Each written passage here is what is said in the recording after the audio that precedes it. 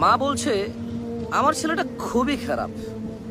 বউয়ের কথা শুনে ওই একই মা বলছে যে মেয়ের জামাইটাও ভালো না, মেয়ের একটা কথাও শোনে না।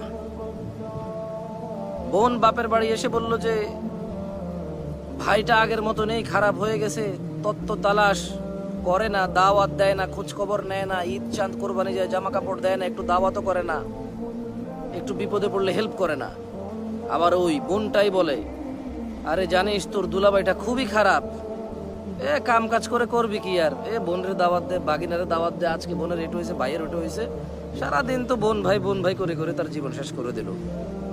ভালো পড়েনি জামাইটা, মানে ভালো পড়েনি। অবাক অবাক করা চরিত্র না? মা তার ছেলের জন্য যে চরিত্রকে অপছন্দ করে, ঘৃণা করে, বদদোয়া করে, কিন্তু মা তার মেয়ের জামাইয়ের জন্য এমন চরিত্রের আকাঙ্ক্ষা করে।